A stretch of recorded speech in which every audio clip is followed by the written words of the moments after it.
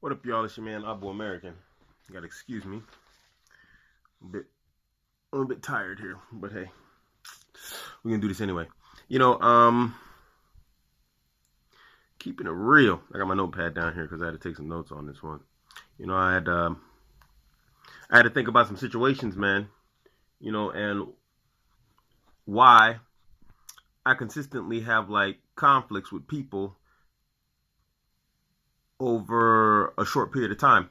I had like basically like 3 run-ins in 2 days.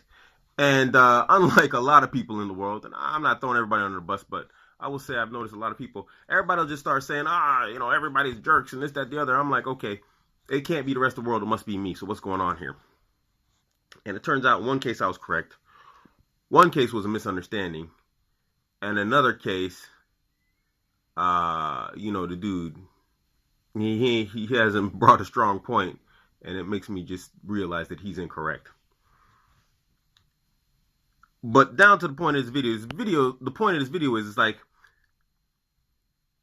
why is it that there are no real men anymore? And I'm not trying to kick that female narrative, where have all the good men gone? They're not good women, so they wouldn't recognize a good man if he came up and kicked her in the onion, so that's not really valid. But at the same time, they do have somewhat of a point. And I have to ask, like, where are the real men? Where have they gone? Where's the manhood in today's men?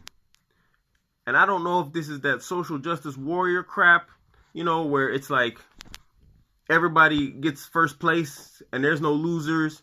And, I'm always the victim and everybody else is like a perpetrator against me. I don't know where it comes from. But I did notice one pattern in behavior.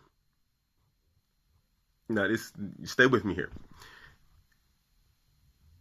The people who you will find that are the most realist people are military brats. I consider myself inside that. Active duty military, or prior military people. And, outliers in society.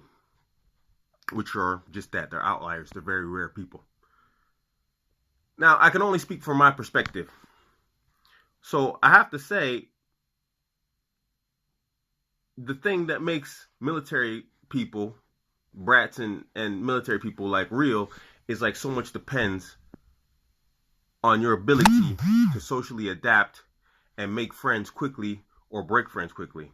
Because if like anybody who's been in the military or who was a military brat, you realize that like there's a rotation that takes place every like 4 years. So you can go to a foreign country and every 3 to 4 years, people are just coming and going. They're coming and going. So families, friends, kids, adults, people are rotating in and out, going to different duty stations. You come to one location, from 1 year to the next, that person's been here 3 years. You show up, you get to know him 1 year, and then he's gone the next year. You've got an entire, like, massive community doing this whole rotation of people, like, just constantly happening quick. So it's like you have to be able to make friends quick and break friends quick.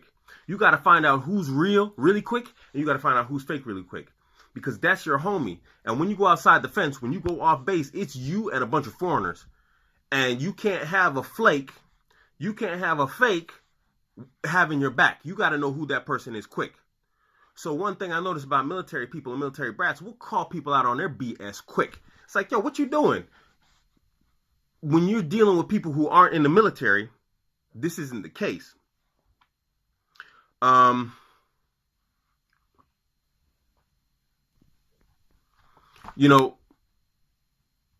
what makes people who aren't in the military different? Right now I'm in London. So this is a city of millions of people. It's freaking packed here, man. It's crazy. So what you find is you can make or break relationships and not give a damn because you go out the door and there's a million people. I don't care. I'll just go out and find somebody else to hang out with.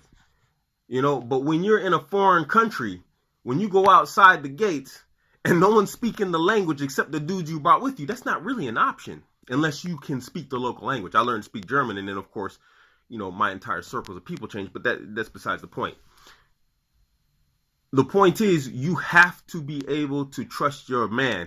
Now, for active duty military dudes, it's even worse, because now you're going to go out into the field Cats are out there shooting at you. Everybody's gunning for you. And if you can't trust that guy next to you, man, you're done. You're toast. Now it's a matter of life or death. And I suppose law enforcement feels the same way. This is why they got their blue line BS, you know. I mean, I understand it, but you know, when you're wrong, you're wrong. And this comes back to my point that you don't have a homie. You don't have a friend if he doesn't call you on your BS and you don't call him on his. You have to be able to call people on their crap. And if you ever call someone out on their crap and they get upset with you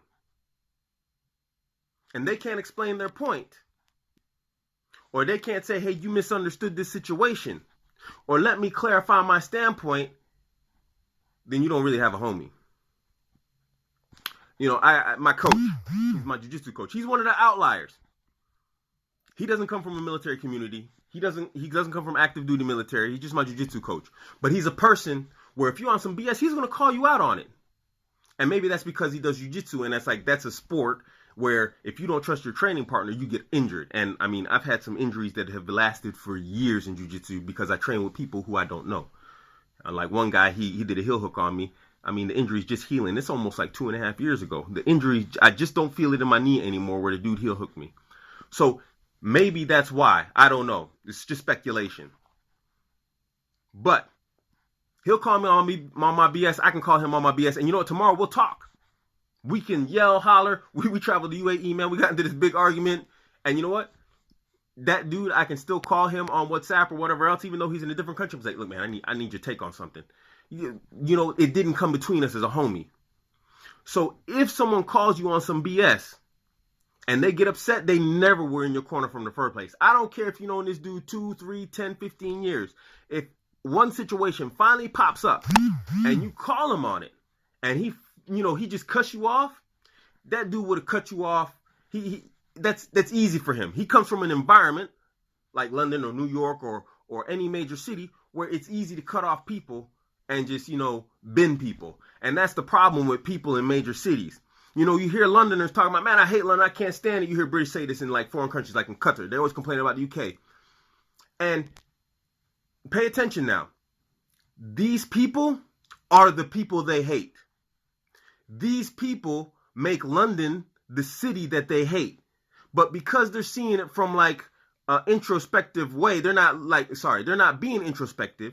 They're looking at it from like, I'm right, they're wrong mentality. They don't see how they are the ones that make this city the place that they hate. So don't be that guy. Don't be that guy.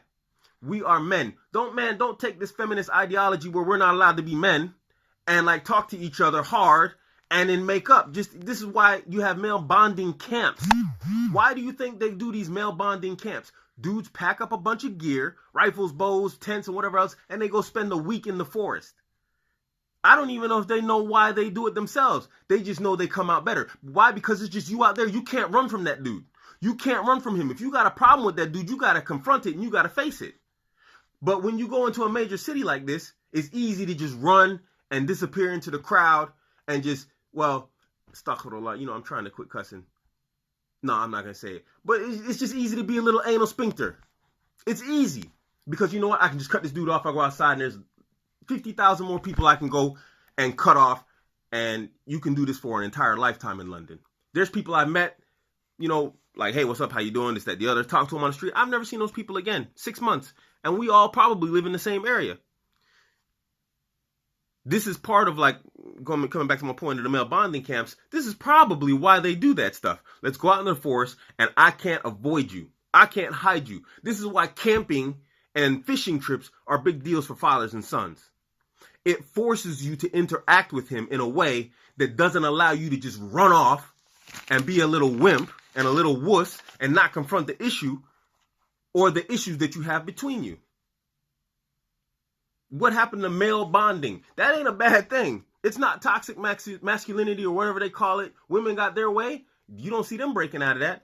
But men, what happened to y'all? Where is the manhood? What, did you grow up in that generation where everybody's in first place, everybody gets the prize? Is that what's going on?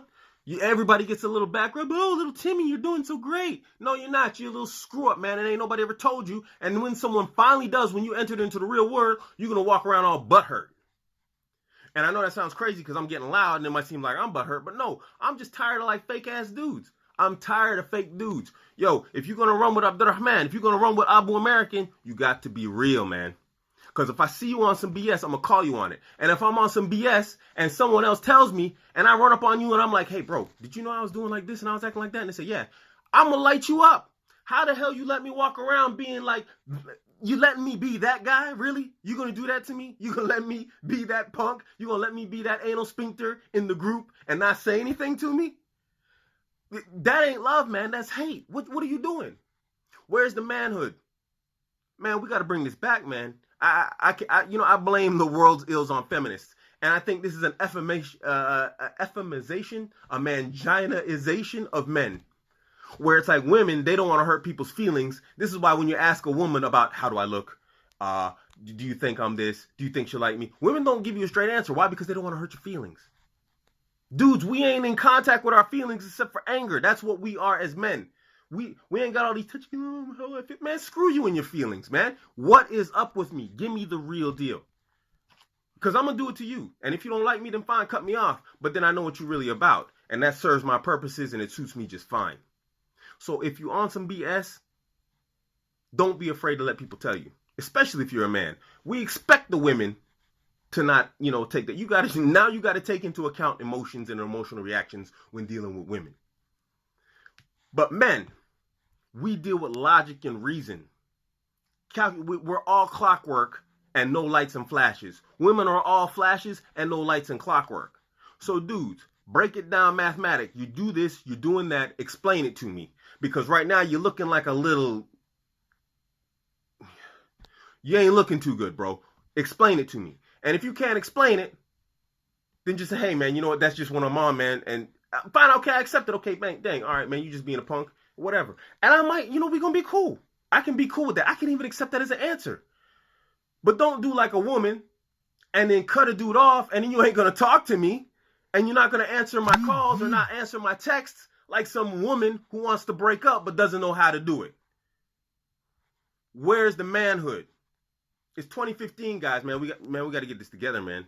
Because the feminists are winning. This is why we got MGTOW. This is why we got Red Pill. This is why we got all these reactionary responses to the changing world. It's because men don't know how to be men anymore. And I'm not saying I'm the bastion, the final doorway and gatekeeper of manhood and what it is, but this is just something I've noticed from my generation to the next. I'm sure I got my issues, and hey, if I got them and you know them, call me out on it. But don't be that guy. Don't be that guy that acts like the woman, where someone calls you out on it, then you're going to get butthurt, then you ain't going to answer his calls no more, and you ain't going to act like you didn't know this dude for years. Anyway, that's my take. This is Abuamerican, man. Comment, response, questions, whatever else, hit me up. Let me know I'm wrong. If I'm wrong, hit me up and tell me I'm wrong. Because I can take it. I'm not afraid. Just like all y'all little punks on that Catch versus BJJ video. Man, whatever. Bring it. Let's hear it. If I'm wrong, let me know. All right.